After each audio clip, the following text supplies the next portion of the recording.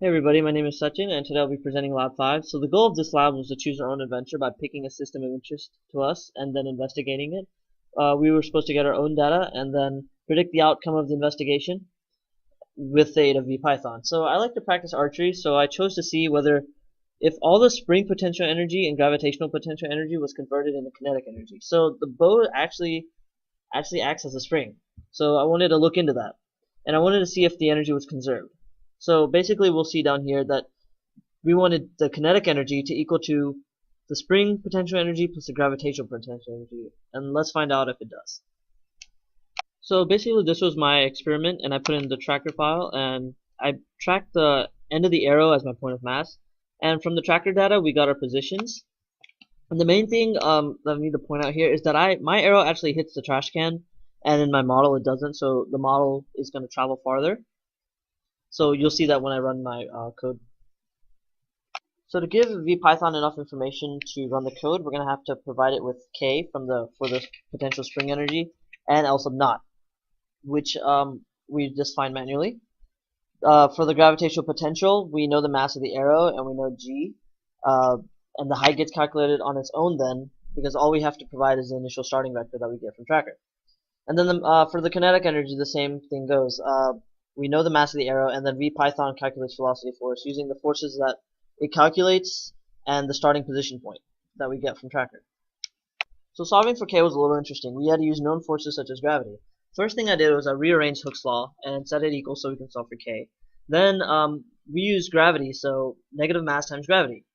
So I hung a mass on the bow and measured the displacement from 0.26 to 0.18. And so we have the mass here, we have gravity, and then we solve for k, which is 176.4 newtons. So let's start looking at our code now. So I created two balls right here.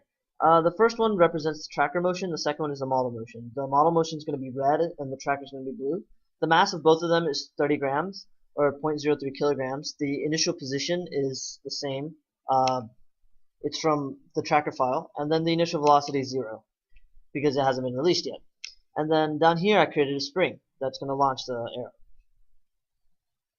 So in this part of the code we just set time and delta t and define the initial energies. So right here I define t and delta t. Right here I instruct Python to read the CSV file containing the tracker data. And right here I define my initial energies, which is the initial gravitational potential, the initial spring potential, and the initial kinetic energy. So in this part of the code, we had to do some interaction and initialization. So we know a g as we set it that. We know the stiffness constant to be 176.4 of the spring, and we know the relaxed length of the spring to be 0.18. We set where L is where the arrow is, or ball 2 in this case for the model. This is direction. Here's where it calculates the S. If it's greater than 0, it's stretch. If it's less than 0, it's compression. And right here, we calculate the kinetic energy, the potential gravitational energy, and the potential spring energy, and we just plug in those formulas. We're defining what the formulas are in this part of the code. And this portion of the code should look very familiar to the one in the spring mass lab too. So now we get to our while loop. The time was 0.534, and I set it to t because I have to use it a couple places.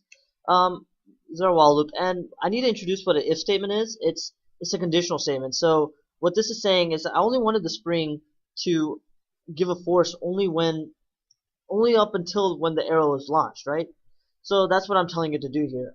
Tell the spring only to apply force up until the arrow is released. And then I have give a direction and it calculates the stretch and everything, all the good stuff. And then here is the spring formula, Hooke's law. So it's going to calculate the force. And down here I'm telling it to apply 0 force after the arrow is actually released. So in continuation of our code, here we have F gravity.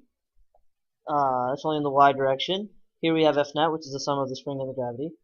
Here we have the velocity being updated, the momentum principle we've seen very many times now.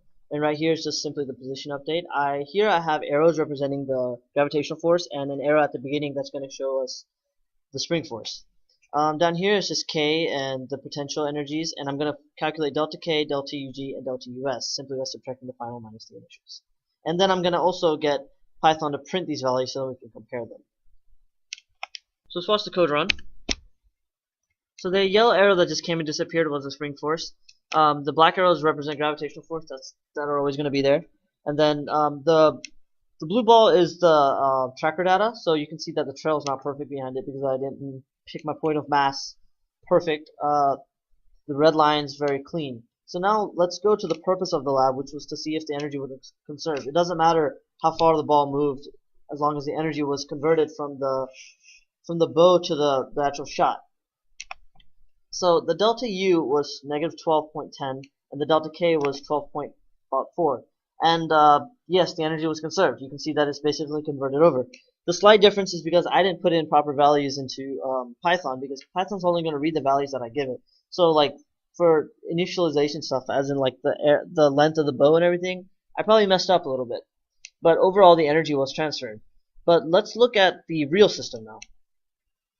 So for the experimental data, we see that the total delta U is negative 10.54, and for the kinetic energy, we lost about a joule over.